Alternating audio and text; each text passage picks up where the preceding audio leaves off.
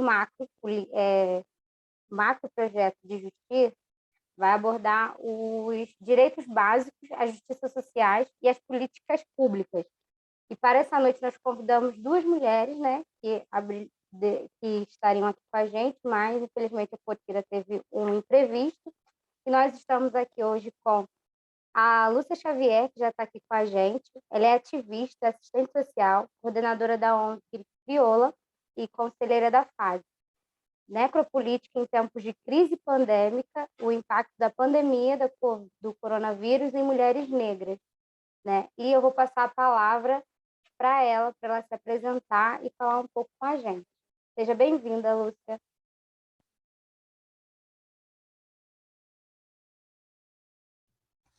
Obrigada, Guadalupe.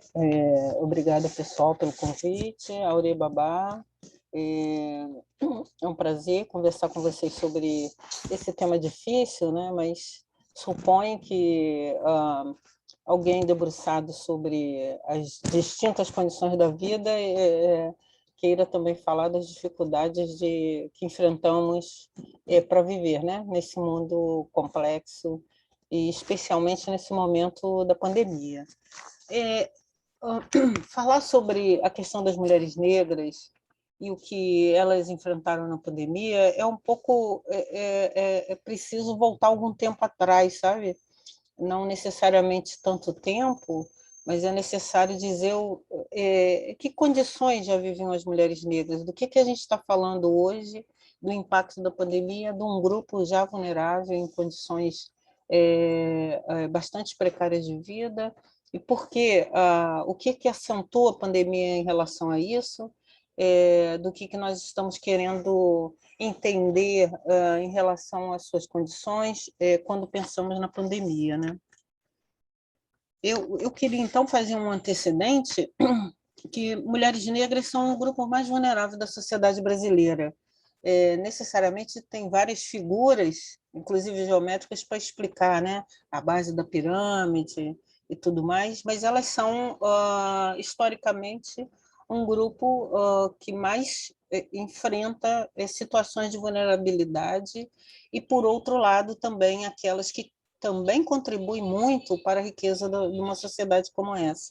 Então, necessariamente, elas não são só as vítimas das vítimas, elas também são aquelas que, de certa forma, especialmente pelo pagamento dos impostos indiretos, contribuem muito com a sociedade brasileira, né? Elas são o maior grupo populacional entre os brasileiros e também aquelas que têm renda mais baixa, menor nível de escolaridade entre homens e mulheres, brancos sobretudo brancos, e, ao mesmo tempo, viveu um isolamento político ao longo da sua experiência como sujeito numa sociedade como a nossa, né?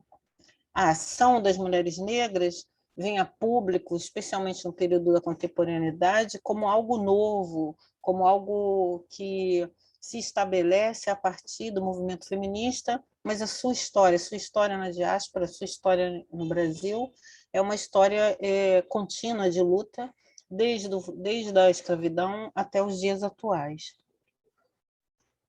Mulheres negras também vão cumprir papéis políticos muito importantes no cenário brasileiro, especialmente, ou marcadamente, nos anos 2000, né? Não só quando atuam politicamente na construção de políticas públicas mais visíveis aos nossos olhos, cotas, política de saúde, política da educação, mas também porque alçam o papel de sujeito político, exigindo a sua participação e seu diálogo entre os grupos da sociedade. Nessa perspectiva, são elas também as primeiras a romper com um dado processo social que eu chamaria aqui de esquerda, aí em 2015 abriu uma marcha contra o modus operandi da sociedade, exigir direitos e propor um novo padrão de civilidade, que aqui a gente denomina de bem viver, né? Essa ação política das mulheres, nesse período, também vai ser marcada por uma forte atuação na transformação do Estado brasileiro e, sobretudo, na condição de defensoras da vida da população negra. Então, o que a gente encontra em 2020, quando a pandemia chega? Nós encontramos mulheres em luta, mas também encontramos mulheres em níveis de vulnerabilidade complexos. Maior número de pessoas encarceradas em termos de taxa, maior número de profissionais no mercado informal, maior número de profissionais no trabalho doméstico, o trabalho que ainda, só em 2015, alcança a maior parte dos direitos trabalhistas. Você encontra mulheres negras em maior número como vítimas da violência doméstica, vítimas do feminicídio, vítimas da violência sexual. E você encontra também mulheres negras naquilo que eu estou chamando aqui das piores das vulnerabilidades, aquela que demonstra as iniquidades em saúde, que são mulheres morrendo na hora do parto. Esse quadro complexo que vive as mulheres é também um quadro que sofre na sociedade como a nossa, outros grupos, como os povos indígenas, mas que necessariamente marcam a história das mulheres negras nesse país. E é nesse quadro que chega a pandemia. Essa não é a primeira pandemia que as mulheres negras enfrentam, elas já enfrentaram outras conhecidas agora como epidemia, a do HIV/AIDS, elas também são campeãs em HIV/AIDS, elas viveram a epidemia, a tríplice epidemia da dengue, da zika e da chikungunya. Elas foram as principais vítimas da epidemia do Zika vírus e enfrentam uma profunda discriminação na sociedade brasileira, compreendidas como aquelas que geram marginais, que deviam ter direito ao aborto para impedir o nascimento de outros marginais. Enfim, esse é o quadro. Mas é um quadro também que demonstra a capacidade política de um grupo tão vulnerável, que, mesmo sob as correntes, são capazes de gerar novas interrogações para a sociedade, novas e distintas questões, e também novos compromissos dessa sociedade com os outros seres humanos. E o que ocorre na pandemia? A pandemia é um símbolo, a pandemia da Covid-19 é um símbolo dos tratos descumpridos, dos tratos rompidos com os grupos vulneráveis, mas, mais do que isso, com os tratos rompidos com as mulheres negras ao longo desse tempo. A pandemia afeta primeiro, em segundo lugar, as mulheres negras. A pandemia tira os seus direitos de ir e vir, não só por causa do isolamento social, mas também as obriga ao confinamento nas suas comunidades, no seu território, ampliando as suas mais condições de trabalho, ampliando a vulnerabilidade ou a insegurança alimentar, e, mais que isso, oferecendo um ambiente insalubre para o cuidado e para a sua defesa em relação ao vírus, né? Mas elas também são as primeiras a levantar a ação política em defesa das suas comunidades, buscando e construindo soluções que possibilitassem não só o cuidado com a comunidade, o cuidado com os familiares, mas também a ação de solidariedade em torno da oferta de alimentos, da busca de direitos e, sobretudo, da denúncia das condições que esse grupo vive. Parte dessas mulheres passam desapercebidas no cenário geral, exceto quando ocorrem situações simbólicas, não só no campo da violência, como na vida política e administrativa. E se a gente olhar todo o período da pandemia, elas foram as principais capas de revistas dessa cidade através dos tubos de TV, né? Dos tubos não, como você fala, né? Dos plasmas de TV, né? Elas estiveram presentes no debate da essencialidade do trabalho doméstico em tempos de pandemia. 3 estados brasileiros disseram que trabalhadoras domésticas eram essenciais à vida da sociedade.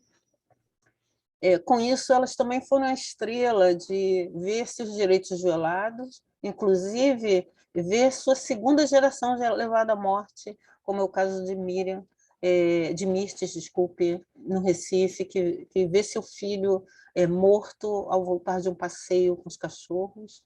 Assim também se descobre trabalho escravo, se descobre trabalho escravo, mais que escravo, né? Trabalho onde a pessoa não tem nem o direito de sair do ambiente onde está, né? Acompanhado de processos de tortura. E também, por outro lado, elas vão protagonizar um processo nesse mesmo período muito interessante, que é a vitória nas eleições de 2020. Né? O número de mulheres que alçam cargos políticos, mulheres negras e mulheres trans nesse período, é infinitamente superior àqueles alcançados em tempos anteriores. Mas é também para elas que se volta a violência política, as perseguições e os processos de busca da perda dos mandatos e até da morte. Muitas dessas mulheres não só agiram em torno do alcance da ação política, da representação política, mas também constituíram novas formas de relacionamento entre mulheres para a divisão do poder na sociedade. Não é à toa que os coletivos, os grupos de mulheres dividindo o poder nos parlamentos nasce exatamente desses grupos. Não só pela capacidade de gerarem novas interações políticas, mas também de repensarem os modos de produzir poder, e, sobretudo, um poder que exclui a maioria. Além disso, mulheres negras também alçaram esse cenário midiático a partir de uma condição bastante vulnerável, como eu disse a vocês, que beirou a iniquidade, que foram as mulheres grávidas, né? E eu não estou falando daquelas que levaram um tiro no meio da rua, mas eu estou falando daquelas que, ao estarem em serviços de saúde, não tiveram acompanhamento e nenhum cuidado no período da pandemia. São as grávidas as últimas a terem o afastamento do trabalho como obrigatório, e também foram as grávidas que tiveram menor orientação para a aplicação ou não das vacinas, por isso um retardamento no acesso a esse insumo. Né? São as grávidas também que elevaram os níveis das taxas de mortalidade nos últimos 2 anos. Ao pegar qualquer painel de indicadores de morte na nossa sociedade, nós vamos ver que o número crescente de mortalidade materna atinge jovens, negras, de bairros periféricos, de áreas desprotegidas e, sobretudo, mulheres que tinham uma aposta na vida e que perderam e tiveram essa aposta interrompida.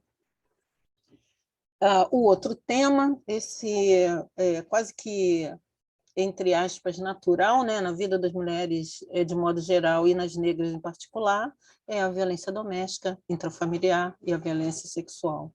Também tivemos no ranking das piores situações e, sobretudo, das condições de precariedade para o acesso ao direito, para o acesso à proteção dessas mulheres. É claro que as iniciativas da sociedade ajudaram muito na diminuição desse conflito, desse processo, mas não foram capazes de impedir que essa violência seguisse crescente. Né? É também importante lembrar que há uma reação forte a esse quadro, uma reação que vem desde os territórios e assume força política em diferentes processos, quer seja em organizações de rede, quer seja em organizações não governamentais, coletivos, espaços de debate e discussão, ampliação do conhecimento acerca do desenvolvimento das políticas públicas e dos problemas que esse grupo enfrenta. Né? Mas, certamente, como vocês começam o título Necropolítica, é importante lembrar que elas são o principal alvo dessa dinâmica. E por que será? Porque somos as mais bonitas? Claro que não. porque somos a base de suporte da população negra em qualquer região, tanto no Brasil como em qualquer outra parte do mundo. São elas que vão, não só no campo da religiosidade, da cultura, do acesso a direitos, da manutenção da vida, a agir por diferentes condições para garantir a vida dessa comunidade. Então, nesse sentido, a violência contra elas, a representação negativa sobre si, os aspectos de impedimento ao acesso a direitos é mais forte, né? Só que não podemos imaginar que sujeitos políticos, por enfrentarem as adversidades da vida, são eminentemente vítimas, né, do processo. Elas também reagem a esse processo, reagem reconstituindo relações, dinâmicas, condições, e também reagem à violência que enfrentam, né? E é claro que o peso é bem menor, né, porque imagina uma pessoa com 60 quilos levantar 1 tonelada, mas é possível olhar na sociedade brasileira e ver como se espraia a ação política dessas mulheres, né? Uma perspectiva muito objetiva tem a ver com as campanhas para arrecadação de alimentos e para o acesso mínimo de serviços que as mulheres têm feito em cada favela, em cada comunidade, em cada bairro periférico, não só na região onde nós estamos, mas também em todo o Brasil, né? Isso é um sinal positivo da sua movimentação, e aqui em Crioula a gente costuma dizer que elas estão em duas frentes, a frente da urgência e a frente da guerra. A frente da urgência, quando olham as necessidades primeiras e reagem a elas, e à frente da guerra, quando pensam e planejam como enfrentar os processos os impactos das crises provocadas nesse período, e, sobretudo, essa que coroa um pouco os aspectos mais drásticos, né, da falta de controle das condições de vida, que é a pandemia do novo coronavírus. É claro que é preciso também analisar a sociedade, como a sociedade brasileira reage ou reagiu até agora em relação às condições das mulheres, né? É evidente que há solidariedade, é evidente que há algum tipo de, eu diria, aliança nesse processo, mas a sociedade reage muito lentamente e com muitas restrições a esse grupo, sobretudo no que se refere à manutenção da sua vida e o fim da exploração entre mulheres e entre outros sujeitos na sociedade. Então, nesse sentido, mesmo quando já em períodos anteriores, as condições de vida das mulheres negras já denunciavam a grave desigualdade e a violência que estavam submetidas, a sociedade reagiu muito devagar. Possivelmente isso tenha ajudado a ampliar o fosso das desigualdades vivido por elas agora, né? Isso quer dizer que, sem essa solidariedade, sem esse compromisso na sociedade, as condições de vulnerabilidade de um grupo como esse só tendem a aumentar. Eu não sei se falei tudo, né? Porque eu comecei pelas desgraças e tentei animar todo o processo, mas ainda queria pensar com vocês que, quando a gente usa a terminologia necropolítica, supõe que a gente compreende também o espaço e o tempo que ocorre aspectos como esse, né? Decisões da sociedade em estabelecer uma necropolítica, porque quando a gente está falando do Estado, a gente está falando da sociedade que compõe esse Estado e que define o que estrutura o processo de necropolítica, né? Eu queria dizer a vocês que a necropolítica, apesar de ter sido criada por um homem negro, né, ou desenhada por um homem negro, não exclui a dimensão daquilo que a faz forte no cenário brasileiro atualmente, que é o racismo, e as suas implicações com o patriarcado, com a cis-heteronormatividade, né? É muito fácil para nós, à medida que a gente avalia a realidade, criando novos nomes para os velhos problemas, novas singularidades para problemas que já se já foram definidos, já tem estruturas, inclusive conceituais e políticas, mas que ainda não satisfazem as necessidades de tomada de decisão acerca desses mesmos problemas, né? Então, ao longo do tempo, mesmo as dinâmicas enfrentadas com o racismo, e olha que não há ideologia tão mais potente como a do racismo, que se modifica, se reorganiza, nos obriga a vários pensamentos, a várias construções teóricas e conceituais para dizer que ele é o que é, né? Então, é nesse sentido que lembro que o termo necropolítica não ameniza as dinâmicas do racismo, mas só sinaliza que ela está presente ainda como um propósito de uma sociedade que exclui um grupo como ele. Eu paro por aqui para a gente poder conversar, porque eu tenho um problema, eu adoro falar, sabe? Só perco para as vitórias que o Flamengo tem, então eu prefiro aguardar um pouquinho, a gente conversar, e acho que eu já falei bastante. Obrigada, Lúcia, pela fala, de grande importância para a gente, né? E agora a gente vai abrir para as perguntas, caso alguém tenha alguma pergunta.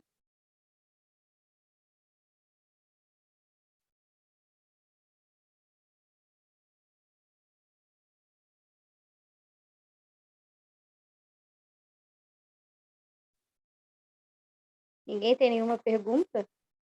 Eu tenho uma pergunta. Obrigada, Lúcia, pela sua fala, obrigada por estar aqui hoje. Foi bem importante, bem interessante. A minha pergunta é: você poderia compartilhar com a gente se você identificou, o que você identificou de semelhança entre as iniciativas que você mencionou algumas iniciativas, né, que surgiram das mulheres negras, então, por exemplo, arrecadação de alimentos, entre outras. Eu queria te perguntar se você poderia mencionar outras iniciativas e o que você identificou em comum dessas iniciativas, quais foram os pontos que acabaram se repetindo, assim.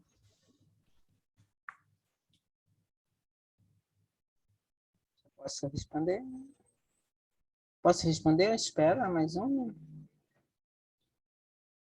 Pode responder, sim. Vamos ver se vai surgir mais perguntas. Olha, Samantha, eu identifiquei essa mesma perspectiva que a Crioula tem, né? Eu vi muitas mulheres olhando para a urgência, então o que tinha de semelhança era o acolhimento, não importava quem fosse, se com Covid ou sem Covid, um certo acolhimento, uma certa extensão para além da sua própria família, para a comunidade no entorno, para uma parentalidade para além daquilo que a gente estabelece, né, nos quintais, nas comunidades. A distribuição de alimentação era uma chamada, foi sempre uma chamada, desde o primeiro dia que se anunciou a pandemia. Eu já via no meu celular mulheres falando: precisamos juntar alimentos, porque fulano perdeu o emprego, Beltrano está desempregada, aqui tem muita gente assim, assado. Uma dinâmica forte, olhando as condições de infraestrutura da cidade, do estado, então uma reclamação constante da falta de água, de energia elétrica, mesmo que houvesse ainda iniciativas públicas de não cobrança de taxas de luz, etc., muitas tiveram falta de luz, então havia muita preocupação com isso, inclusive na divisão da água. Muitas, quando articuladas com Crioula no trabalho, nós oferecíamos também água mineral. E elas acreditavam que aquilo era muito importante. Então, não eram para todos os grupos, né, mas para as regiões que a gente sabia que havia escassez de acesso à água potável. E também uma reivindicação, que eu acho que foi a coisa mais importante no processo de solidariedade, era que, ao saber que aqueles eram recursos oriundos de diferentes frentes, nunca elas se importaram em colocar aí as distintas condições que aquele recurso deveria chegar. Então, elas diziam, olha, o café não é de boa qualidade, olha, faltou absorvente higiênico, tem muitas crianças que precisam de leite, não pode ser tudo macarrão, tudo arroz, tudo feijão, tem que ter um equilíbrio. Essa discussão me pareceu muito mais digna do que alguém que diz, olha, eu estou com fome, ponto, leva isso para casa e acabou, né? Então, mesmo que a gente veja estruturas perversas, né, de acesso a restos de alimento, etc., mesmo assim elas foram muito dignas. A outra coisa é que, no nosso caso, na nossa experiência em Crioula, nós fizemos uma chamada para garantia de direitos, porque toda solidariedade tem limite. Então, nós perguntamos a elas se elas não queriam se incorporar a uma experiência de ajudar no acesso ao auxílio emergencial. E nós não estamos falando nada mais de, Babá Dailton conhece bem, de mulheres com muito mais idade, né? 50, 60, 70, até 80 e poucos tinha entre nós. E elas toparam participar dos treinamentos para isso, tudo via online. Na época, a gente só tinha um Skype, e elas entravam no Skype, caía, subia, descia de novo. E elas também pediram que, para haver uma certa celeridade, que a gente trouxesse jovens, jovens que pudessem, porque tudo na solidariedade é cadastrado, né? O CPF tem que estar lá. Então, elas trouxeram jovens para ajudá-las nisso, e muitas descobertas que nós fizemos nesse campo tinham a ver com o modo com que elas operaram na base, e parte dessa base trouxe para nós mulheres impedidas, mulheres e homens, mas muito mais mulheres, impedidas de acesso a certos direitos, porque seus CPFs estavam cancelados. E eles estavam cancelados justamente porque elas não foram às eleições, não foi porque elas fizeram compras na Casa Bahia, não, sabe? Tinha mulheres com mais de 20 anos que não chegavam numa urna eleitoral, sabe? Que não sabia nem como é que funcionava, não sei o que via pela televisão. Então, essa perspectiva delas de também assumir os desafios foi muito bom. O que que eu não, o que não que eram distintos, por exemplo, você ter mulheres rurais do Rio de Janeiro, ali de Caxias, entre Caxias, Nova Iguaçu e São João, encarceradas, estou usando a expressão grosseiramente, numa região porque o transporte urbano foi suspenso para elas. E elas, então, tiveram... E logo, também não tinha internet, né? Então, logo, elas tiveram que criar um sistema próprio de busca e de entrega dessas cestas, considerando os tempos de trabalho, as condições climáticas do lugar e, sobretudo, o modo de carregar 100 cestas, 200 cestas até um acampamento, né? Então, isso foi as exceções, sabe? Foram graves, mas foram exceções. E a outra exceção é um expediente político muito complexo também, que é o espraiamento de migrantes na nossa cidade, que ainda indocumentado ou com problemas para serem resolvidos, não tinham acesso a nenhum benefício, não podiam se cadastrar no Bolsa Família e nem no auxílio emergencial. E os grupos locais admitiram esses migrantes como parte do conjunto de pessoas relacionadas a dados coletivos e apoiaram esses grupos de imigrantes. E eu acho que o mais extraordinário também eram grupos de prostitutas trans que vieram fazer parte do nosso grupo e que mudou também um pouco o modo de olhar e pensar as mulheres trans, né? E a prostituição. Elas não falavam, mas também não havia uma agressão, porque o grupo era muito, pelo menos o grupo que trabalhou conosco, muito diverso. Mulheres que tinham vivido encarceramento, mulheres das religiões de matriz africana, mulheres evangélicas, organizações não governamentais, prostitutas, trabalhadoras sexuais, migrantes, e, é claro, os grupos mais vulneráveis sempre representados por alguém, e os grupos mais ativos representados pelas suas próprias lideranças, né? Então, a outra coisa importante também é que a semelhança desse trabalho mostrou zero confiança no governo, zero confiança nas ações públicas e, portanto, zero diálogo com os governos. Então, nós passamos muito tempo animando, e até hoje, da necessidade de abrir o diálogo com os governos, porque não se consegue manter uma política pública com capilaridade e tempo sem isso. Nossa, muito obrigada, Lúcia.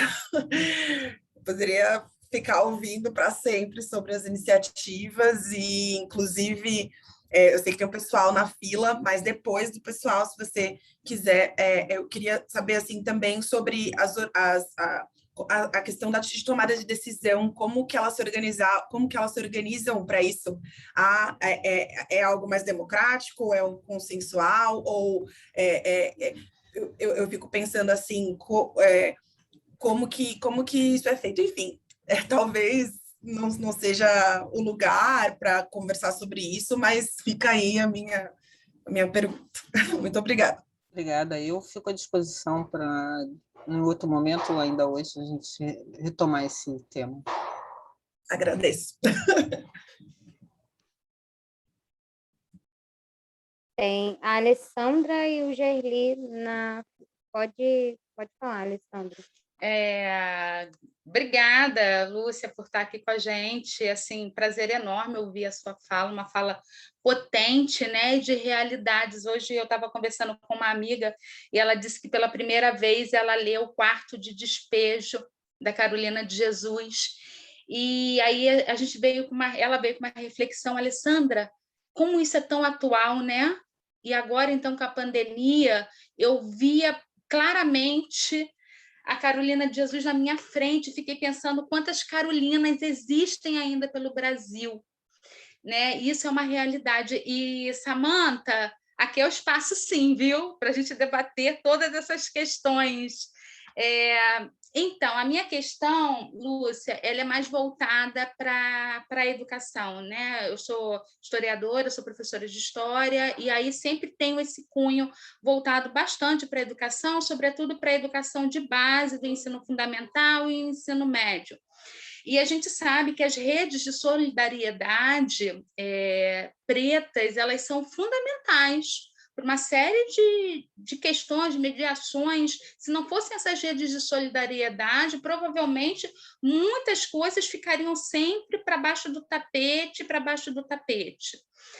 O que eu quero perguntar para você, ou se você percebeu, aí pegando o gancho da fala da Samantha, se você percebeu a questão da educação dessas mães, mulheres pretas, trabalhadoras, né, lutando ali pelo pão de cada dia, com filhos que, em sua grandíssima maioria, estão dentro de uma rede pública de educação, né? E como você percebeu essa relação dessas mães tendo que dar conta de botar o sustento dentro de casa, o pão de cada dia na mesa, e ainda assim tá ali com as crianças acompanhando a educação, e a gente sabe que o próximo Enem, que vai acontecer agora em novembro, tem o menor número de pessoas oriundas, né, das classes menos abastadas. Então, eu queria que você comentasse se você percebeu isso em algum momento dentro dentro do Crioula e dessa tua dinâmica de convívio diário com essas mulheres. É isso, muito obrigada.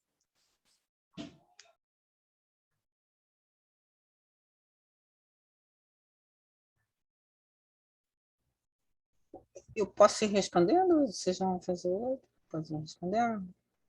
Pode ir respondendo. Olha, Crioula também faz parte de um observatório sobre direitos humanos, crises e Covid-19. Se vocês procurarem, vocês vão gostar um bocado desse material, dos materiais produzidos por esse observatório. E logo no início da nossa discussão, né, olhando a saúde, nós vimos imediatamente um processo complexo sobre a questão da educação. Mas, como uma organização de mulheres negras, a nossa preocupação já era um pouquinho anterior, né? Então, você já tinha no pré-vestibular de 2016 menos 13% de meninas negras concorrendo à vaga nas universidades. Bom, nós sabemos, né, a maioria da população encarcerada é negra, e a maioria, pelo menos 50%, ou quase 50%, com o ensino fundamental incompleto. Então, esses desgastes em torno do acesso à educação, ao processo educativo, já é constante, né?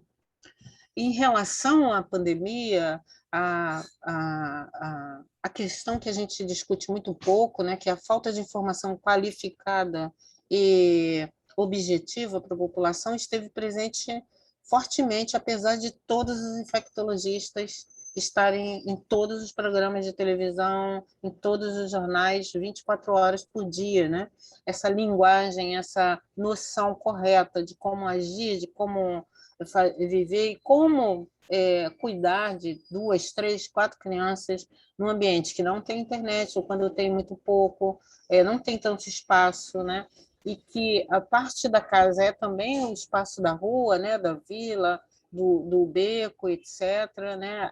As pracinhas, tudo isso se transformou em um problema, inclusive um problema ético, né? Se você deixar as crianças soltas e elas retornarem para casa infectadas com os mais velhos, né? E, sobretudo, a preocupação com os mais velhos. Então, acho que, para as mulheres, sempre ficam os dilemas mais complexos.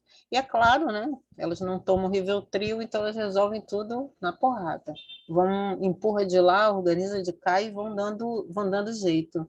Mas elas não foram capazes, não tiveram a condição de enfrentar um sistema que até hoje abre bar e não quer abrir escola. Então, essa dificuldade, que passa também pelos professores, o entendimento e a compreensão deles, que passa também pela capacidade da gente equalizar condições sociais para grupos que têm somente em algumas organizações esteio, saúde, educação, né? E que, não querendo ser desculpa a expressão sacana com ninguém, a saúde não pôde parar, né? Talvez a educação não precisasse parar do jeito que parou, com gente que não tinha acesso a absolutamente nada da educação, né?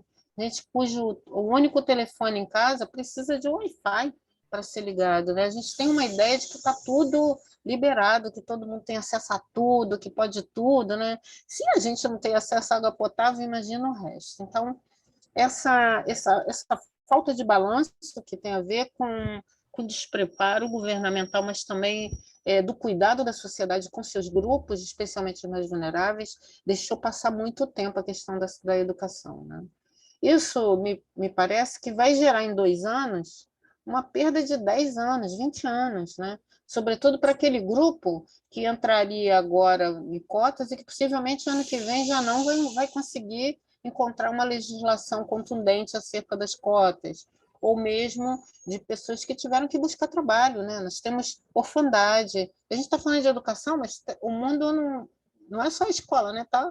Tem orfandade, tem gente que perdeu a família inteira, tem jovens que precisaram sair para trabalhar, literalmente trabalhar. Então, há famílias também que viviam da assistência e que, ou das pensões, ou das aposentadorias, que tiveram seus recursos completamente modificados, né?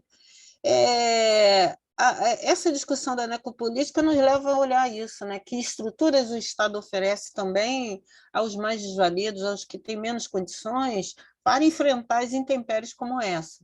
Se não ofereceu a toda a sociedade, ao menos esse grupo, né, que perde trabalho, que perde capacidade de organizar renda, que perde, sobretudo, a possibilidade de recorrer aos serviços públicos, foi difícil, né? Porque você fecha assistência, fecha educação, deixa aberta as unidades terciárias de saúde e a população tem que se virar. A população brasileira costuma se virar, né? Recentemente, eu li uma matéria de um jornalista falando do governo Crivella, logo nos primeiros anos do governo Crivella, E ele disse, não, a sociedade já resolveu tudo, olha, ali não tinha uma rampa, criou, ali não tinha não sei o que, fez isso. A sociedade vai resolver, ela não vai ficar aguardando, né? Mas ela fez uma aposta política na construção de um sistema de proteção e de organização da sociedade, de mediação dos conflitos, e parece que ela não consegue usufruir disso, então ela vai largando para lá. Tem uma questão não só no processo educativo, mas da falta de serviços básicos para apoio às mulheres, que ficou muito contundente nesse período, porque a escola não é o lugar que as crianças ficarão 10 horas ou 12 horas, né? Elas ficam um tempo, mas as creches também não existem, né? Quando existem, são poucas, em poucos lugares, mas às vezes distantes. Elas não têm espaços recreativos, né? Só as pracinhas com campo de futebol, que pese que meu glorioso Flamengo vai bem, mas não dá para tudo ser campo de futebol, né? E os espaços de recreação e de interação social, como as naves, tal, etc., um dia está tudo funcionando, outro dia você não sabe mais o que tem, né? E também outra coisa, né? Os espaços religiosos, excetuando os evangélicos que apostaram em tudo para chegar mais cedo no reino de Deus, os outros espaços religiosos que também oferecem esse espaço de acolhimento, de cuidado, de alívio, inclusive, do trabalho, do cuidado que as mães e as mulheres têm, esses também estavam fechados, né? Em razão da pandemia. Então, as mulheres tiveram uma sobrecarga de trabalho, né? E essa sobrecarga as invisibilizaram do seu ponto de vista político. Então, eu tenho mulheres que levaram as cestas básicas, distribuíram as cestas básicas, conversaram com as pessoas. Elas fizeram outras coisas também, distribuíram panfletos, alugaram carros de som para avisar a comunidade sobre a pandemia, cuidaram dos seus familiares, porque teve gente que perdeu familiares, e ainda por cima tinham que fazer todo o trabalho doméstico, né? Não que elas não fizessem antes, mas agora já tinha mais outras tarefas. Então, esse cansaço e essa invisibilidade está presente. Então, se você olhar as principais matérias do Brasil nos últimos 2 anos, os homens despontam, até na CPI da Covid, né, gente? Eles despontam, ao fim e ao cabo, todos os momentos, né? E as mulheres parecem sempre coadjuvantes, parece que não trabalharam nada, parece que não estavam lá naquela hora, parece que estão com problema porque estão valorizando o professor porque o aluno ia para a escola, mas elas tiveram um trabalho árduo, bastante árduo. Então, eu diria que elas mereciam umas férias bem, não na Disney, né, como diz o Guedes, mas umas férias bem, bem longas para descansarem, reporem suas energias, porque essa guerra ainda não acabou, né? Então, as emergências seguem, cada dia mais há uma certa insegurança nas políticas, então você não sabe se o cara vai dar 400, 600, 200, R$ 100, se ele vai trocar todo o programa, se vai ter dinheiro até o final, se aquele dinheiro que não foi usado em 2020 vai vir para 2021, se 2021 vai acumular recursos do orçamento e não vai poder ser usado em 2022. Então, mesmo que a população não tenha esse discurso na boca, ela está preocupada, né? Preocupada também porque a sua capacidade de acesso a trabalho formal já era baixa, agora piorou. Piorou porque o nível de tecnologia aumentou. Hoje, uma doméstica não dá para só saber anotar um bilhete, né? Patroa, fulano esteve aqui, ela precisa mexer na comunicação. Ela também está vigiada, né, para esse processo. Ela também precisa corresponder a uma dinâmica de comunicacional e tecnológica que ela não era obrigada antes. Ela entrava, cozinhava, lavava, passava. Praticamente, nossas casas são 50%, 60%, às vezes 100% automáticas. Necessita, no mínimo, do inglês, do off, do power do off, daí tudo vai se transformando, né? E, sobretudo, um grupo que tinha escapado do trabalho doméstico, né? Que olhando só para brasa, jogando a brasa só na minha sardinha, esse grupo possivelmente volta ao trabalho doméstico agora, porque são jovens que ainda não têm a capacitação suficiente. E diga-se de passagem, o fato do jovem olhar o Instagram, mexer no Facebook, postar não sei o quê, não quer dizer capacidade técnica para trabalhar nos programas do pacote Office, aqueles que às vezes, de vez em quando, a gente fica tremendo na frente dele, ligar e desligar os documentos, saber salvar, ler as mensagens com a importância que elas precisam até o final, ter acesso aos equipamentos aqui e no trabalho para poder se desenvolver, né? E, sobretudo, acesso à informação e à educação, né? Que ainda é um luxo numa sociedade como a nossa. A educação ainda é um bem de primeira linha para a manutenção do poder, né? Por isso esse estresse todo com a cota na universidade, essas dificuldades todas com esses castelos de Grayskull, né? Então, eu vejo que o resultado complexo é uma geração que possivelmente não volta à escola e, ao mesmo tempo, um cansaço e uma invisibilidade profunda das mulheres na sua atuação na sociedade. Inclusive, também alguns setores de mulheres brancas padeceram muito sobre isso. Obrigada, Lúcia.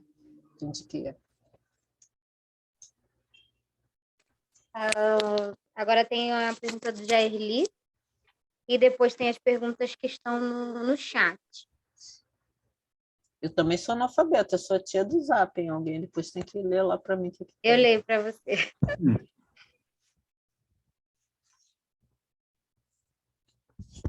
Não estou te ouvindo.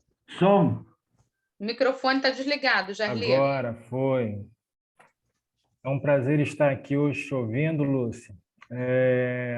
Me faz lembrar, apesar de você ser muito mais jovem, da minha avó, Maria Praxedes, matriarca da minha família, em torno da qual a família se sentava e buscava se aconselhar. Estou me sentindo aconselhado, motivado, inspirado pela sua fala.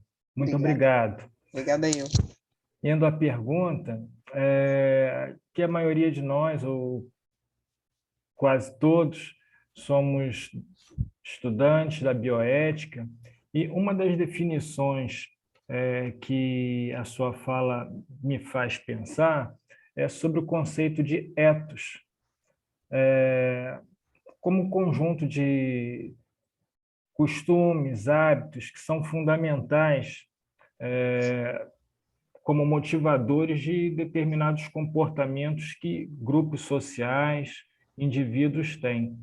Pensando as mulheres pretas como um grupo social muito específico e, como você colocou, fragilizado na nossa sociedade, o que inspira o ethos dessas mulheres quando elas, mesmo despossuídas, em situação de tanta dificuldade, de tanta fragilidade, conseguem, mesmo olhando para os seus filhos e para as carências deles, e tendo tão pouco, ainda assim conseguir ter um coração capaz de doar, de dividir aquele pouco ou quase nada que elas têm.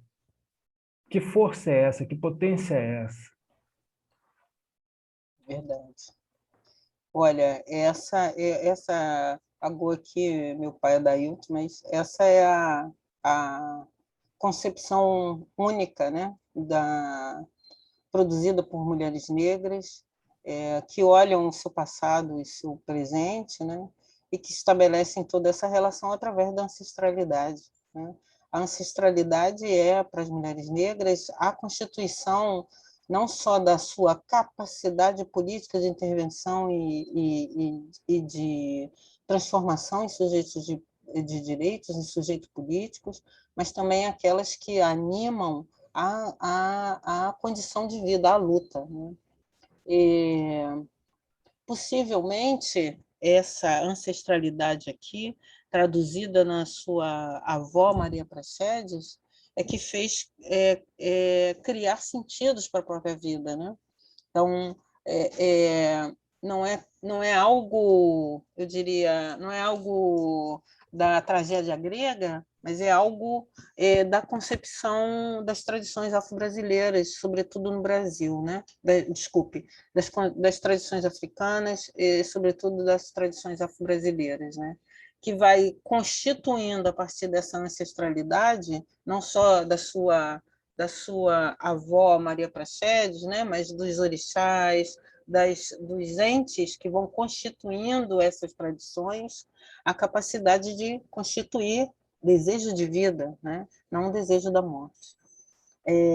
Na verdade, nós não constituímos somente um ethos, né? Um modo de sentir, de saber que sou, mas a capacidade de me relacionar com o ambiente, com os outros e as outras, e, ao mesmo tempo, me referir-se àquelas que já foram, ao passado, às dinâmicas daquilo que aprendemos na vida, né? Não há um intervalo entre o que foi e o que sou, entendeu? E é por isso que você vê essa pulsão de vida, não uma pulsão de morte, né? Então, na verdade, não há uma produção do ethos individual, né? Ele é coletivo, porque é essa interação entre o que foi e o que vai produzir o amanhã, né? E o amanhã é hoje, né? Ele não é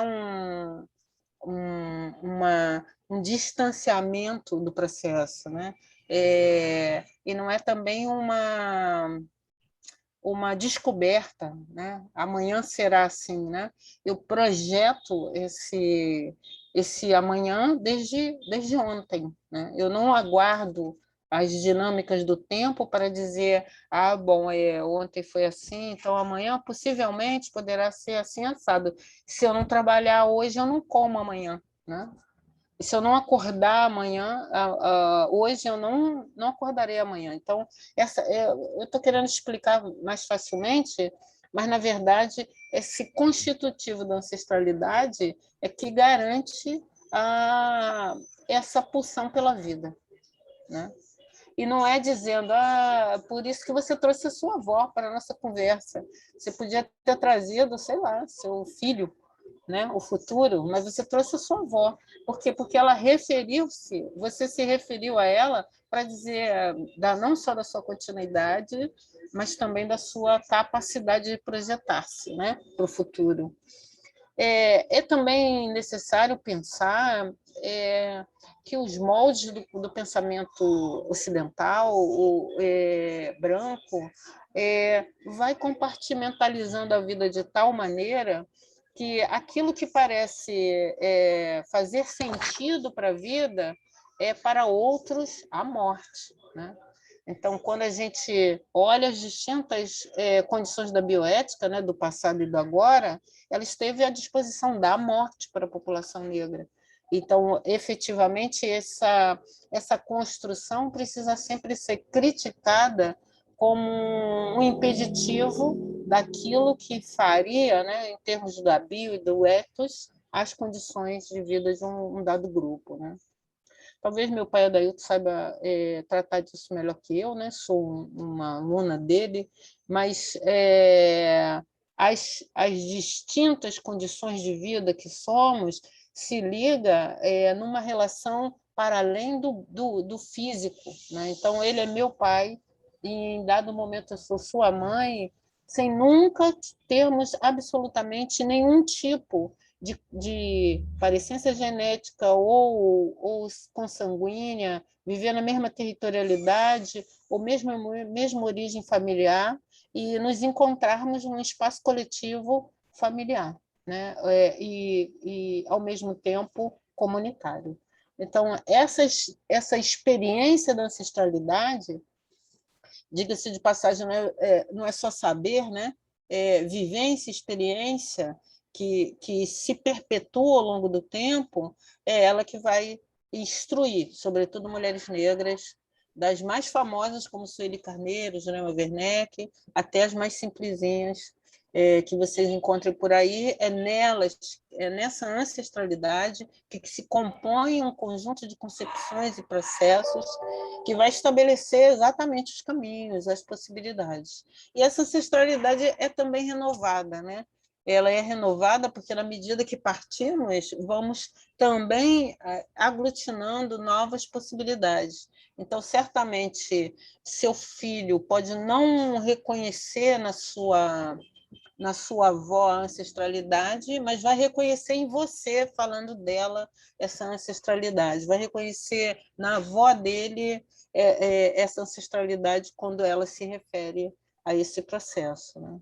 Por isso, também está na ação política dos movimentos negros e mulheres negras o reconhecimento do patrimônio oferecido a essa sociedade, as distintas memórias produzidas nela, sobretudo, as culturas que vão ajudar a amalgamar essas memórias e essas concepções, né? E que não são separadinhas, isso é cultura, isso é aquilo outro, é mesmo uma argamassa. Né? Tirei 10, velho. Vou ver se ele vai me dar 10 depois. Adailton? Sinta-se carinhosamente beijado. Por sinal, nós tivemos um bom encontro no final de semana e ele falava justamente disso, né? De um aspecto dessa ancestralidade que nos leva a pensar na mãe, da mãe, a mãe primeira, né? Da mãe, e que vem sempre nas nossas falas, nas nossas emoções, nas nossas ideias, como um aspecto dessa ancestralidade. Né? Muito obrigado. Mereço um 10, né? Depois eu quero certificado também. Com louvor. Obrigado pela pergunta.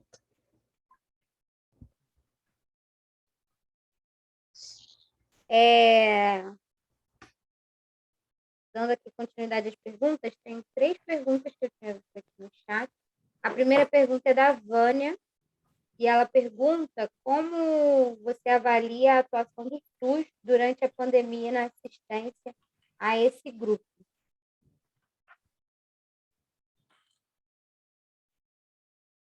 Do SUS, né?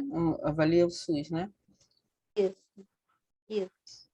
Olha, o SUS é aquela criatura que faz tudo errado, mas no dia que dá certo, você fica até com vergonha de falar mal dele, né? Poxa, mas dessa vez ele acertou, né? Então, a população negra é especialmente a maior usuária do Sistema Único de Saúde. Não é por nada, não. É porque ele não devia ser assim. Ele devia ser um serviço, um sistema universal, como é, né, para determinados processos, integral e equânime, porque ele é a única política pública brasileira que constitui o Estado Democrático de Direitos no Brasil. É única. É aquela que exige participação, se espraia em toda a sociedade, estabelece direito para qualquer pessoa que aqui viva e, ao mesmo tempo, garante sua água, sua comida, sua roupa, seu batom, tudo que implica no processo de saúde. Mas é também a menina dos olhos daqueles que querem transformar um Estado como esse em um Estado inoperante no processo político. Né? Não é à toa que sempre quando vocês olham o tema corrupção, a saúde está em primeiro lugar. Né? Os recursos, além de perdidos em emendas, em processos de recessão das políticas públicas, é também sangrada através da corrupção. O Sistema Único de Saúde, para a população negra, é crucial, mas é também o seu matadouro. Né? A maior parte das mortes que poderiam ser evitadas no campo da saúde ocorre no sistema. Como eu já falei, a mortalidade materna, o pouco acesso à informação e a recursos para doença falciforme, amputações exageradas, infecções não curadas, não tratadas, baixa resposta às doenças infecto-contagiosas, pouca capacidade de construir, nessa perspectiva, uma proteção a esses grupos, e, é claro, a mortalidade materna, que, sob o meu ponto de vista, assim como a doença falciforme, estabelece o que significa racismo institucional nesse sistema. Mas o Sistema Único de Saúde não foi mais benevolente com as mulheres, com a população negra nesse período, ao contrário. Nós vimos que brancos eram mais infectados pela Covid, negros eram menos infectados pela Covid, brancos saíam em taxa maior de vida e negros morriam mais. Isso quer dizer que a resolutividade oferecida para negros era de baixa qualidade, que os levavam, em maioria, à morte. E, é claro, isso tem a ver com racismo, né, instituído no sistema. Mas, se não fosse o Sistema Único de Saúde, não seriam 600 mil mortos. Seriam milhões de mortos, como foi no início do século passado, com a gripe espanhola, né? A famosa H1N1. Teria sido um desastre muito maior, porque você, além da capacidade de morte que o vírus promoveu, você ainda tinha ambientes insalubres, sem água, né? Gente morrendo em casa. Aqui também houve muitas mortes em casa, né? Que as pessoas não sabiam o que fazer com aquele corpo. Você teria ainda gente morrendo de fome, não seria um processo tão mais fácil como foi. O Sistema Único de Saúde teve um peso fundamental no processo. E, é claro, ao mesmo tempo, ele se liberou de diferentes questões, né? Vocês imaginam que há anos se discute, não sei se aqui alguém é da saúde, né? Há anos se discute a descentralização do sistema de saúde, né? O sistema de saúde é o único que acompanha a Constituição brasileira. Você imagina que ele imagina que nós vivemos em unidades federadas, né? E que, por isso, não se pode fazer nada sem conversar com os entes que estão lá, né? Só a saúde age assim. O resto nem age, né? Então, isso foi quebrado na pandemia.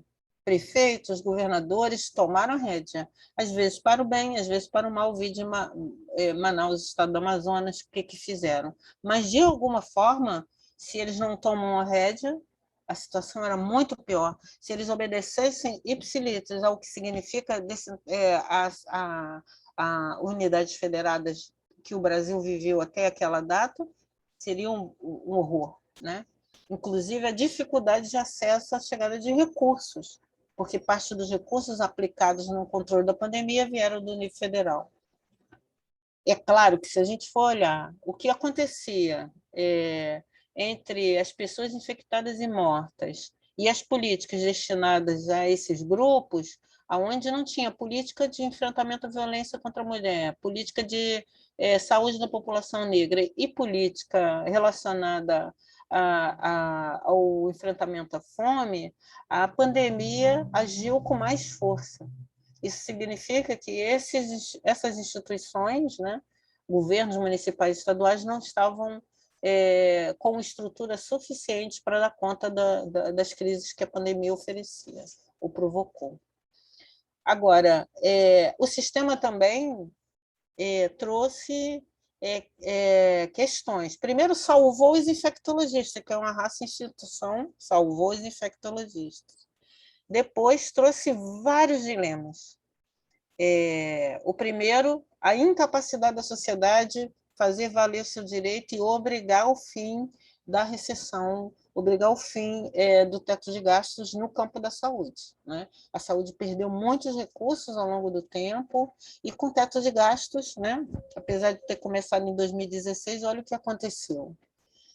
Outra questão importante, a saúde esteve em xeque do ponto de vista da ciência. Então, tudo que ela construiu no campo da ciência, o que o sistema construiu no campo da ciência, valeu para a pandemia, mas poderia não ter conseguido alcançar os níveis que deveriam ser previstos, né? Há muito conhecimento acumulado, há muita experiência nesse campo, e ela não se apresentou com a velocidade e a capacidade que ela tinha, né? A outra coisa importante é que também mostrou que, como sistema único de saúde, aquilo que a gente já via no passado, um tipo de sistema para o Amazonas, outro tipo para São Paulo, outro tipo para o Rio, outro tipo para não sei de onde, vigorou, né? por isso daí não ter protocolos, daí não ter, e a gente exigindo ou pedindo centralização e coordenação, exatamente porque isso se rompeu na pandemia. O que eu acho que a pandemia trouxe para o sistema é o medo da sociedade dizer, então larga para lá. Isso a sociedade não tem mais coragem de dizer. Nem aqueles que sofrem para ter acesso e nem aqueles que acham que não faz sentido ter um sistema como esse, porque o resultado político oferecido pelo sistema no controle da pandemia foi satisfatório. Foi satisfatório. Eu acho também que o Sistema Único de Saúde precisa ser incorporado pelas classes médias, sobretudo pelas classes médias, como um patrimônio que deve efetivamente cumprir as suas funções. Se isso ocorrer, né, claro, vai perder o Copador, o não sei o que lá dor, mas vai ganhar qualidade, porque ali tem ciência, tem resolutividade, tem ações protocoladas. Né? Você imagina, se eu disse para vocês que as grávidas foram as últimas a terem orientação sobre a Covid, até para a tomada da vacina, isso é uma quebra de protocolo que nunca aconteceria na saúde. Nunca aconteceria na saúde. Qualquer, desculpa a expressão, babaca de ministro lançaria uma portaria dizendo para os grupos vulneráveis isso, aquilo, aquilo outro. Foi assim que fizeram fizeram, lógico, sem a sociedade civil, mas foi assim que fez com o Zika vírus, e é assim que faz para várias coisas, né? Elas podem não serem concretizadas, mas elas são alternativas, inclusive de ação política. Por exemplo, mulheres negras no município do Rio de Janeiro não precisariam morrer de morte materna para além daquilo que a gente já discutiu aqui. Há protocolos perfeitos sobre a atenção à saúde das mulheres negras. Então, com aqueles protocolos, mesmo em tempo de pandemia, seria possível salvá-las. Né? Mas se eu tenho um sistema de atenção básica acabado, não, é claro que eu não vou conseguir, né? Se eu tenho gente trabalhando achando que é sei lá, o rei de qualquer cocada, também não conseguiria, né? Mas que o sistema tem uma experiência, um lastro político, um laço de conhecimento, é herdeiro de uma tradição democrática e que precisava ser recuperado, sabe? É isso. Nossa, como eu defendi o SUS hoje, hein? Vou ganhar do pessoal aí da saúde. Muito boa essas falas, Lúcia. Eu acredito que a pergunta da Ana Carla e da Mônica elas foram respondidas, porque a Ana Carla, a pergunta dela era sobre a perspectiva do SUS, né, como se deu a intervenção e a atuação durante a pandemia na assistência a essas mulheres. E a da Mônica era como fica a questão da saúde da mulher no período de coronavírus, né? Como que fica isso, sendo que estamos no Outubro Rosa? Mas eu acho que essa última aí, a parte da saúde da mulher, precisa a gente dar mais uma palavrinha. Eu juro que serei rápido. Eu acho que nesse caso, no campo da saúde da mulher, sobretudo olhando o sistema, nós temos perdido muito, né? Você não encontra no sistema não só aquilo que tem a ver com uma tradição também antiga, né? A política de saúde da mulher é uma política antiga, ela tem quase a idade do Sistema Único, né? Ela nasce como um programa e depois se transforma numa política. Ela foi bastante dilapidada nesse período, né? Aliás, ela já vinha sendo dilapidada, né? Ela já saiu de Brasília do Ministério, foi para lá no IFF, lá na Fiocruz, no Rio de Janeiro, depois ela voltou para não sei de onde, ela é sempre muito questionada. E muito questionada em vários aspectos, desde daquelas relacionadas à saúde sexual reprodutiva, a falta de investimento em outros campos da saúde, especialmente no campo dos agravos relacionados aos problemas cardiocirculatórios, que as mulheres hoje já se apresentam como um público significativo para esses cuidados. A discussão sobre os ciclos de vida das mulheres, que é zero no sistema, né? Ou você entra grávida, mas não pode entrar mas não entra no período da menopausa, né? Você não tem cuidados disponíveis para elas nesse processo.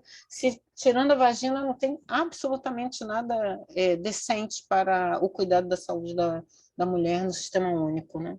Você não tem programas relacionados à fertilização, bom, enfim, um monte de coisa.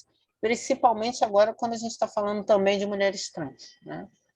Tem um servicinho ali que funciona bem até o dia 2, no dia 3 ele já dá um problema.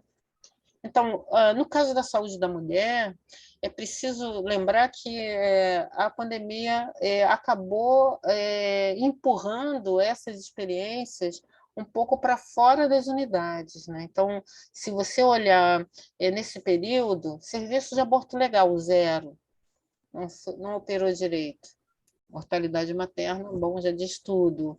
Serviços de suporte, eu estou só falando dos dramas, serviço, né? Serviços de suporte a pessoas com câncer, sobretudo câncer de mama, câncer de útero, também funcionam muito mal. Acesso a procedimentos, acesso a exames, tudo isso é complicado. Depois, se a gente olhar por fora, o que o sistema tem investido no campo da saúde da mulher é quase 0. Por exemplo, o Fiocruz mesmo tem pesquisa relacionada à infância e ao parto. Esses estudos não têm sido tratados no sistema como informações importantes para o cuidado da saúde da mulher. O que elas precisam hoje? Nós temos uma camada de jovens que não menstruam mais por uso de contraceptivos para esse sentido. Nós temos outra camada de jovens que são obrigados a usar esses contraceptivos. Estamos sempre pensando fora, na economia, no controle da natalidade, mas na prática a saúde mesmo da mulher perdeu muito, muito nos últimos anos. Perdeu porque o grupo básico desse debate ficou velho, foi embora, perdeu porque as políticas têm sido deterioradas, e perdeu também por uma dificuldade da sociedade, sobretudo do movimento feminista, de mulheres negras, de pautarem de novo esse tema como primordial. Hoje, a gente morre também das doenças cardiovasculares, mulheres brancas morrem muito de acidentes de carro, há aí um conjunto de ações que não estão pensadas para as mulheres. Então, era só esse molhinho que eu queria botar.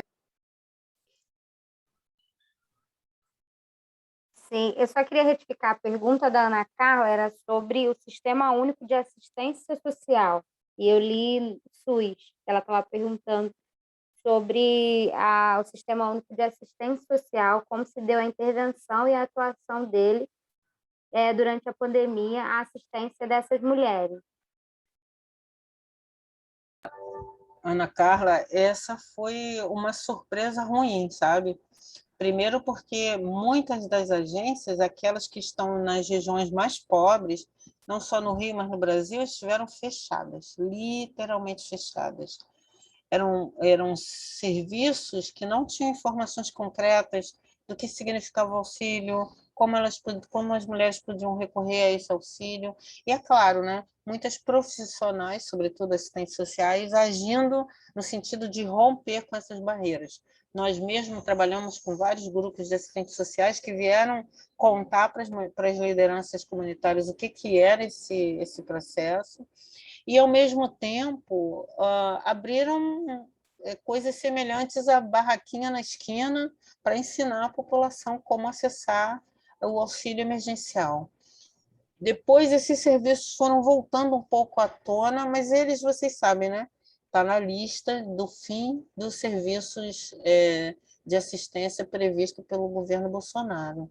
Essa política atual poderá mudar o modelo, a ponto de não ter mais os CRAs, os CREAs, como parte do sistema de assistência. É um debate complicado, porque você, às vezes, quando olha as propostas nos projetos de lei e tal, você não vê direito, mas quando tu vai olhando as letrinhas miúdas, você vai descobrindo que eles vão também enxugando essa máquina, retirando a capacidade de promover essas políticas, e certamente ela vai causar um impacto na sociedade brasileira bem grande, né? Até porque a assistência social no Brasil é pensada para quem não tem condição de sobreviver, né? Ela não é pensada como uma política de cidadania. Então, por isso, a crise na pandemia. Você tinha gente que tinha perdido o emprego, mas não era uma pessoa sem casa, sem trabalho, perdeu o emprego, mas que precisava de auxílio, né? E olha a dificuldade que essas pessoas tiveram de ter acesso a esse auxílio. No entanto, aquelas que vivem da assistência, aquelas que não têm menor condição de enfrentar o problema, possivelmente vão ter reduzido em muito o seu direito, né? E o impacto na sociedade será bem grande, porque nós estamos falando de mulheres, sobretudo mulheres, idosos e crianças, né? Que é esse grupo, sobretudo também pessoas com deficiência, que é um grupo atendido direto por esse grupo, por essa política. Acho que, com isso, o Estado brasileiro imagina que vai fazer uma economia do cão, né? E aonde vai aplicar o dinheiro, eu não sei. Mas uma das tarefas é tirar dos mais pobres e aplicar nos mais ricos, com certeza, né? Não é à toa que essa pandemia fecha com novos milionários nesse país. E em relação a Damares, que eu dei uma piscada aqui e vi entrar uma questão da Damares, né, do Ministério da Damares, olha, o Ministério da Damares atuou muito, mas tudo relacionado a direitos sexuais e reprodutivos. Desde aquele famoso caso da menina que engravidou, né, e precisava abortar com 10 anos, violentada desde os 6. A ação do Ministério foi grande, a ação do Ministério também foi grande em relação a não a política de enfrentamento à violência, mas de deixar aberto a ideia de que haveria recursos para os estados atuarem nesse campo, e não houve esses recursos. E a vigilância sobre a moral e bons costumes, essa foi forte, foi bem forte, né? Eu costumo dizer que a gente da esquerda tem um problema ao olhar à direita, sabe? Bom, como eu sou um pouquinho mais velha, eu já vi uma direita muito mais capacitada, né? O que a gente chamava de direita letrada, né? Aquela direita que vinha com tudo em cima. Mas essa direita não é qualquer uma, não. Eles são muito bem preparados, estão muito bem preparados para barrar esses direitos e essas condições. A Damares é uma delas, ela não é uma ministra qualquer. Ela atua em todos os campos, nacional e internacional, com presteza. Eu não concordo com o discurso, discordo da prática, por mim é até presa, mas ela não é uma pessoa qualquer. E essa ideia que a gente tem que é tudo maluco, não sabe o que está fazendo, não é bem verdade. Eles servem a uma elite e essa elite está muito satisfeita e eles precisam. Eu fui a uma audiência na CID com a equipe da Damares. Era um caso sobre violência política contra mulheres negras. Os interlocutores eram todos, em maioria, negros, e falaram em nome do governo com toda a presteza, com dados.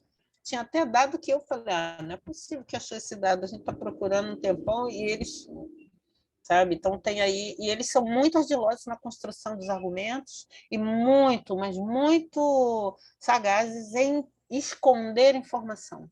Esconder informação. Hoje você pede informação pela lei de acesso à informação e você vai ficar lá morfando, porque eles não vão abrir os quadros de informação. E informação é tudo, né, gente? A gente fica lá tentando balizar. Agora, são bem preparados, não são qualquer pessoa, podem falar as asneiras que falam, mas podem olhar os decretos, podem olhar as mudanças da documentação, está impecável. Não está do nosso jeito, não é para nós, quer dizer, é contra nós, mas está impecável. Então, a Damares não é uma pessoa qualquer, a gente tem que olhar muito bem, e ela faz vigilância 24 horas. Se ela tivesse uma empresa de segurança, a gente estava bem, porque ela segura bem a onda, segura mesmo. Nunca tive na presença dela, mas em 2019 nós fizemos uma intervenção na ONU Mulheres para a 73ª reunião da ONU sobre as mulheres, e quando a pessoa da ONU chegou para conversar com ela já tinha representantes, já tinha os documentos de pauta, já tinha dito que horários e momentos ela ia falar em nome do Brasil. E ela falou justamente nos momentos mais cruciais, ela entrou para falar, pessoalmente. Então, ela não é um quadro qualquer. Um quadro qualquer. E seu trabalho foi blindar o governo, e ela blindou direitinho. Vocês viram que toda a pauta do famoso costume, ela segurou bem a onda. De vez em quando ela dizia, eu não concordo com isso, mas era só firula, né? Então, agora, em termos de políticas públicas, ela não moveu um dado. Está lá o 180, mas aí o problema não é dela, é do Estado, dos estados, dos municípios. Está lá a questão dos migrantes, também não é problema dela. Está lá o problema das trans, também não é problema dela. Está lá os problemas do negro, também não é, porque tudo isso tem que baixar nos estados. Os indígenas, que é alvo preferencial dela, né? Quem coordena a CPI é uma mulher indígena, quem vai brigar com uma mulher indígena? Só maluco, né?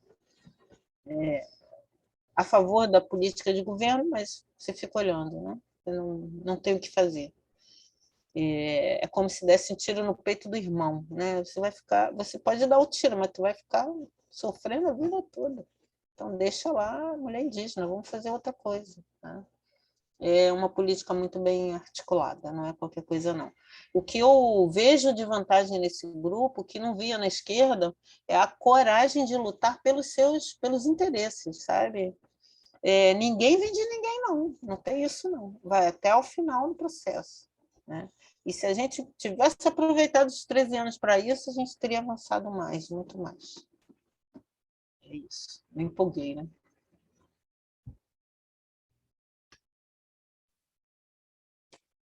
Muito obrigado pela sua fala, Lúcia, e a todas as contribuições que aqui foram colocadas nessa noite, né?